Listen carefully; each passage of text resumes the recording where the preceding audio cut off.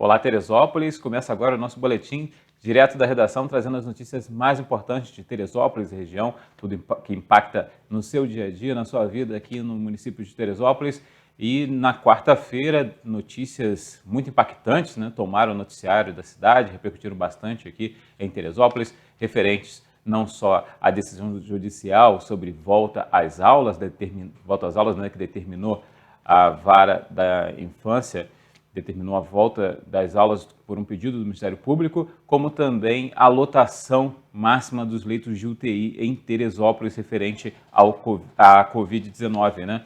Essas notícias tomaram aí um grande impacto na cidade e repercutiram bastante. Agora, nesta quinta-feira, a notícia, pelo menos do painel Covid, é de que houve uma diminuição dessa ocupação de leitos. Nossa reportagem entrou em contato até com a prefeitura para saber mais sobre essa situação, até saber, por conta dessa lotação máxima, como deveria ser procedido as pessoas que precisassem de UTI, para onde seriam levadas, se seriam transferidas para outro município, se há essa previsão de levar para Volta Redonda, que era o que já foi alentado anteriormente, mas a prefeitura não respondeu a esse questionamento. A resposta, a nota da assessoria de comunicação para a nossa reportagem, apenas salientou que nesta quinta-feira foram desocupados 4 leitos. Então, a gente vê aí no painel Covid da prefeitura, que você pode ver no canto esquerdo, esses semicírculos aí representam a ocupação dos leitos. Leitos de Covid em cima, leitos de Covid UTI. Dos 31, 27 estão ocupados, representando 87,10%. Embaixo, em azul, os leitos extras Covid Clínica Médica. Dos 43, 23 estão ocupados. E ali embaixo, você pode ver que na evolução diária foram, nesta quinta-feira, 1º de outubro, registrados 64 novos casos da Covid-19 confirmados em Teresópolis. São 146 óbitos, permanece o mesmo número do dia anterior, e Teresópolis continua com 6.886 casos confirmados da Covid-19. E a gente vê por esse painel aí essa situação que realmente Teresópolis não tem como relaxar, né? Ainda não tem como dizer que a pandemia passou, muito pelo contrário, a qualquer momento aí esses leitos ficam ocupados, é necessária uma preocupação grande e, como eu falei no início, né, desse boletim, a outra notícia que impactou em Teresópolis na quarta-feira, que é a decisão da Justiça de mandar retornar às aulas, é mais um argumento contra essa situação, porque se a situação a qualquer momento é essa de ocupar UTIs, então é preciso se repensar nessas decisões. A própria prefeitura já informou que vai recorrer dessa decisão, a procuradoria já está movendo aí um recurso para entregar à justiça e não ter que cumprir essa ação que leva até 10 dias o prazo que a justiça deu, né? Escolas públicas e particulares. Imagine aí, só nas escolas públicas, 23 mil alunos retornando às aulas presenciais.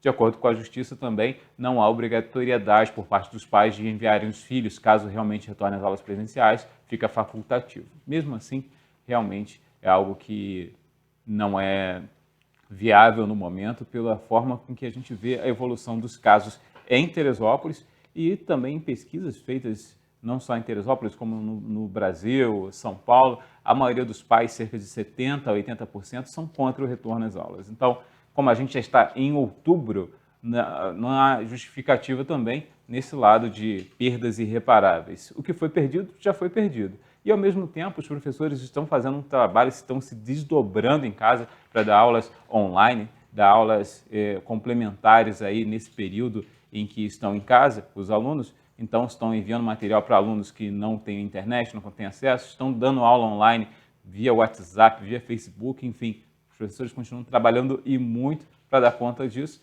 Então, não tem justificativa, não se encontra justificativa nesse momento para o retorno às aulas nesse sentido de perdas irreparáveis, a não ser o único sentido mesmo é a questão da socialização dos alunos com os seus pares lá, com todos os seus colegas, é a questão mesmo psicológica e outros fins sociais, mas nada que se remeta a essa questão de danos no ano letivo, porque o dano já está feito, em um mês não vai ter como recuperar. Infelizmente, já não tem essa possibilidade. Falando ainda da Covid, a Prefeitura anunciou que vai fazer mais, né, dentro desse programa, né? São vários dias aí que estão programados de testagens em bairros e testes rápidos. E agora foi anunciado mais uma etapa desses testes. Você vai ver aí na tela que agora no Parque Imbuí a vacinação. Nesta sexta-feira, o Parque do Imbuí recebe a equipe da Secretaria Municipal de Saúde para a realização dos testes rápidos para a Covid-19 na Capela São Francisco de Assis, a Praça Eduardo Parisot, de 1 da tarde até as 4 da tarde. Os profissionais atenderão crianças e adolescentes, gestantes e idosos e só serão testadas pessoas que apresentarem sintomas. Então tá aí o recado pessoal do Parque do Imbuí e Redondezas, lembrando que precisa apresentar os sintomas para serem testados, né? Ainda falando nessa questão de saúde, mas agora passando para outro âmbito, que é a questão da vacinação, né? Nesse período de pandemia, muita gente, claro, tem medo de aglomeração, evita estar em locais em que pessoas que podem estar contaminadas vão estar, e com isso a vacinação de muitas crianças acabou sendo negligenciada, ou deixada de lado, ou esquecida, ou realmente os pais, deixando de levar seus filhos, acabam atrasando ou deixando defasada a carteira de vacinação das crianças, mas isso não é nada bom. As equipes de saúde de todos os âmbitos municipal, estadual e federal estão coordenando aí uma vacinação, uma multivacinação. E na próxima segunda-feira, 5 de outubro, terá início a campanha nacional de multivacinação, uma ação conjunta entre Secretaria Estadual, o Governo Federal e as Secretarias Municipais de Saúde. A campanha tem o objetivo de atualizar a caderneta das crianças e adolescentes entre 6 meses de idade a 15 anos de idade. Todas as vacinas presentes nos calendários de imunização de crianças e adolescentes farão parte dessa ação. A campanha também contará com um dia D de mobilização, que é aquele dia que chama todo mundo para ir no posto, que é um sábado, dia 17 de outubro. Então, dia D, 17 de outubro, também para mobilização de todos os pais para levarem, responsáveis, né, levarem nesses locais de vacinação. Nesta data, considerado o Dia Nacional da Vacinação, o chamado à população será intensificado para garantir o alcance maior da campanha. As vacinas serão aplicadas nos postos municipais de saúde de todos os estados, né, capitais, interior. Então, aqui Teresópolis também deverá participar. Agora, a gente muda de assunto falando da questão social e a ministra Damares, que é responsável por essa questão de programas sociais, ela fez um vídeo, gravou um vídeo, né, lembrando as instituições filantrópicas que cuidam de idosos, que elas têm até esse sábado para se cadastrarem para receberem um auxílio do governo, uma verba especial para a manutenção desses lares, principalmente por conta dessa época de pandemia, essa dificuldade toda, né? Então, o governo federal está viabilizando essa possibilidade de se enviar mais verbas. Parece que, de acordo, né, com o que foi informado, já tem 2.000 instituições cadastradas e as demais que queiram se inscrever têm até esse período, até sábado, para fazer esse cadastro. Lembrando que Teresópolis tem algumas instituições voltadas para esse público, então, caso não tenham ainda se mobilizado, é importante que também façam parte. E a ministra, então, gravou um vídeo para fazer esse chamado, explicar essa situação. O governo federal vai repassar um auxílio emergencial para as instituições de longa permanência para idosos. As instituições que acolhem e abrigam idosos. E este dinheiro já está disponível, está aqui no nosso ministério, nós vamos repassar direto para as instituições. Mas as instituições têm que fazer um cadastro no site do ministério. Já recebemos mais de 2.000 instituições cadastradas, mas infelizmente algumas não estão com a documentação em dias. E infelizmente eu sei que tem instituições lá no interior do Brasil que ainda não sabem deste recurso. Por favor, compartilhe esse vídeo, liga aí na tua cidade, se você conhece alguma instituição na tua cidade que acolhe idosos, liga e pergunte aos dirigentes se eles já se cadastraram aqui no Ministério. Gente, prazo do cadastro termina dia 3 de outubro. Só temos mais uma semana. Bora, compartilhe. Nós já publicamos na imprensa, já saiu no Diário Oficial, já falamos com todo mundo, mas a gente acha que ainda tem instituição que não sabe que tem direito a este recurso. Compartilha urgente este vídeo. A instituição tem que provar que está funcionando, que está acolhendo idosos. E veja só, o recurso vai ser dividido por número de idosos acolhidos em cada instituição. Bora, gente, todo mundo cuidando dos idosos. Compartilhe agora esse vídeo. Tá aí a Damares Alves, que é ministra dos Direitos da Mulher, da Família e dos Direitos Humanos, lembrando que essas instituições precisam estar com os cadastros atualizados para fazerem parte dessa distribuição de 160 milhões de reais em verbas. E agora a gente fala sobre uma novidade muito importante, principalmente para as mulheres, que estão ganhando cada vez mais espaço, e numa corporação militar, dessa vez, do estado do Rio de Janeiro. As mulheres que agora estão no comando, postos de comando, no Corpo de Bombeiros Militar do estado do Rio de Janeiro. Nesta quinta-feira, o governador em exercício, Cláudio Castro, recebeu em seu gabinete 3 oficiais bombeiros que assumem pela primeira vez grupamentos operacionais. O encontro acontece nesse primeiro dia do Outubro Rosa, quando o Estado lança uma série de ações de combate aos cânceres de mama, de colo de útero. É a primeira vez que o Corpo de Bombeiros do Estado do Rio de Janeiro terá mulheres oficiais combatentes à frente desses grupamentos operacionais. As tenentes-coronéis Silvia Santana, Fabiana Cruz e Viviana Lenida vão comandar os quartéis de Vila Isabel, Jacarepaguá e Humaitá, respectivamente. Elas foram nomeadas pelo secretário de Estado de Defesa Civil e comandante-geral do Corpo de Bombeiros, Coronel Leandro Monteiro. Está aí, muito importante ter essa novidade, né? A gente vê que realmente cada vez as mulheres ganhando mais espaço em todos os locais, não só locais políticos, mas também de mérito, meritocráticos, aí, como o Corpo de Bombeiros, como a gente vê que é importante, né? A gente ter essa diversidade e o governo do Estado do Rio de Janeiro dando um exemplo. E agora a gente fala sobre segurança no trânsito.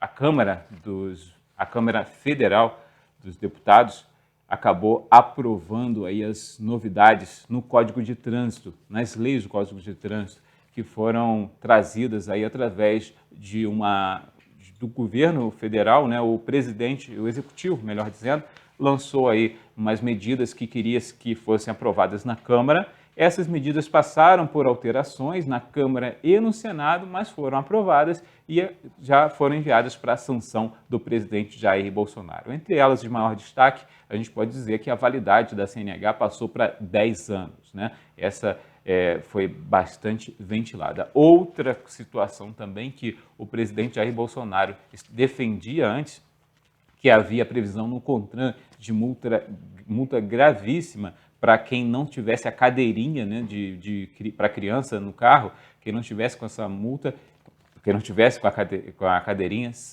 sofreria uma advertência gravíssima, né? Não seria, aliás, a pena seria gravíssima na sua carteira de habilitação. Mas o presidente queria apenas uma advertência, uma coisa leve, e isso faria parte do Código de Trânsito, do CONTRAN para o Código de Trânsito, passando por apenas uma advertência leve.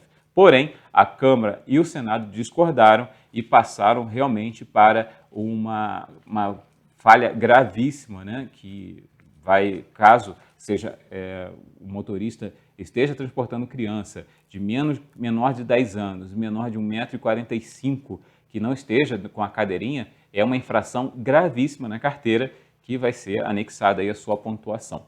Então, felizmente, os parlamentares tiveram esse bom senso muito importante. E para repercutir essa situação, essa importância disso, a gente foi conversar com quem é mãe e tem 2 filhos, né? E a gente fala bem, é pessoa que pode falar com propriedade sobre essa situação, né? De levar crianças no carro e com segurança. A gente conversou com a Joana Medeiros, jornalista, que tem a experiência de ter crianças pequenas no seu carro, transportar, e ela explica para a gente, né? A gente foi até repercutir essa situação dessa aprovação, da importância disso, né? Qual é, para ela, a importância de se ter essa obrigação da cadeirinha nos automóveis para transportar as crianças?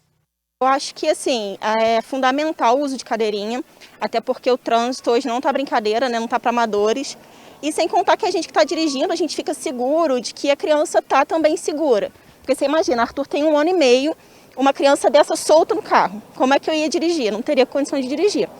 E no segundo ponto, é a questão realmente de acontecer uma batida, alguém bater em mim. Inclusive, eu estava vindo para cá, aconteceu uma coisa que até ilustra bem isso. Estava vindo um carro bem maior que o meu carro é bem pequeno, estava vindo um carro bem maior que o meu, o da frente parou e estava vindo um terceiro atrás, né? Ele, por sorte, ele conseguiu desviar do meu carro, porque eu tinha parado, porque o da frente parou, e ele ia bater na minha traseira.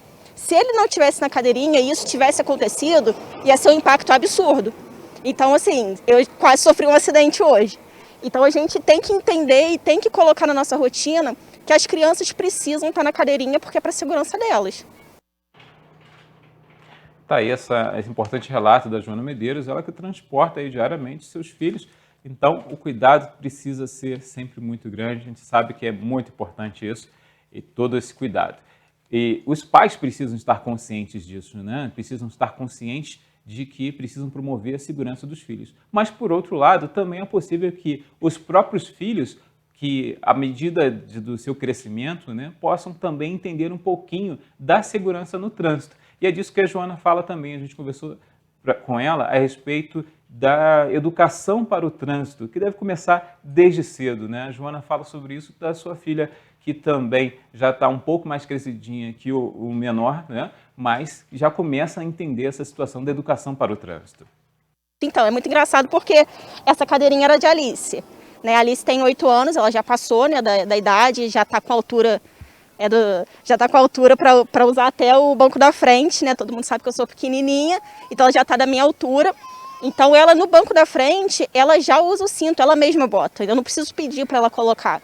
Então, é uma coisa que já veio dela dessa idade. A gente foi, né, instruindo que tem que usar o cinto, porque, né, para segurança, porque pode machucar. Então, para ela é uma coisa natural. Ela já entra no carro e já coloca o cinto. Quando ela está viajando com o irmão, ela fica no banco de trás para ajudar a entreter ele, mais para ele não ficar sozinho. Mas é normal, ela usa o cinto também no banco de trás. E a gente tem muito essa preocupação lá em casa de realmente educá-los para o uso do cinto, porque é uma segurança para eles e para a gente também, a gente fica mais tranquilo enquanto está dirigindo. Pois é, esse depoimento da Joana condiz com o que a gente vê, com muita gente concorda, que sabe que realmente é um cuidado que nunca é de menos, né? A gente nunca, é sempre importante a gente exagerar, né? É melhor a gente pecar por excesso do que por omissão, porque depois a gente já conhece aí muitos relatos de pessoas que acabaram tendo perdas por conta de apenas um esquecimento, de uma falha, de um lapso, mas que custou muito caro. Então, é melhor, mais uma vez, né, pecar pelo excesso, ter maior cuidado do que não ter cuidado nenhum e depois se lamentar. E a gente vê isso, que atualmente muitas pessoas, tem pessoas que vão para as redes sociais e acabam dizendo que não querem serem regulamentados, que não querem ter regras, que não querem ter multa, porque sempre foi assim, porque antigamente as pessoas andavam no porta-malas de carro, as pessoas andavam de qualquer jeito, sem cinto de segurança, com a família amontoada nos carros, mas o trânsito não é igual era antigamente, né? Essa situação não é igual. Cada dia mais a gente tem mais carros. Teresópolis, então, tem 110 mil veículos emplacados, só os daqui, imagina os de fora que estão também circulando. Então a Joana também, a gente conversou com ela também sobre essa situação, né? Essa mudança, esse paradigma que a gente tem dos trânsitos nos dias atuais. Realmente eu acho que as pessoas não têm que ficar olhando para trás, né? Antigamente a quantidade de carro não era a mesma, antigamente não era todo mundo que podia ter carro, hoje em dia popularizou. Qualquer pessoa assim que trabalhe, que tenha o nome limpo, consegue fazer um financiamento de carro. Então a gente tem que pensar na evolução, né, no que a gente quer para os nossos filhos, não é porque nunca aconteceu comigo que não vai acontecer com eles. Então, assim, como a gente, quando vira pai, quer o melhor para os nossos filhos, a gente tem que andar em conformidade com o que manda a legislação e com bom senso, né? Como eu te falei, o meu filho, ele é uma criança mais agitada. Então, como é que eu vou dirigir tranquila com essa criança agitando no banco de trás sem ter proteção nenhuma. Não tem condição. Então a gente, enquanto pais, a gente tem que pensar também em querer o melhor para os nossos filhos. Tá aí, obrigado a Joana Medeiros, né, sobre esse relato, ela que é a prova prática aí de tudo isso que a gente está falando sobre a segurança no trânsito, sobre essa importância dessa mudança aí de posicionamento do governo federal, na verdade forçada pelo Congresso, né, que alterou o que seria apenas uma leve advertência para poder realmente cobrar do que os pais tenham cuidados, né, maiores com o uso da cadeirinha. E só para fazer uma correção do que eu falei, né? Não é cuidados nunca é de menos, cuidados nunca são demais, né? Então, sempre a gente pode ter mais cuidados com nossos filhos, com a gente mesmo, claro, respeitar. A gente cuidando de si também cuida do próximo sempre.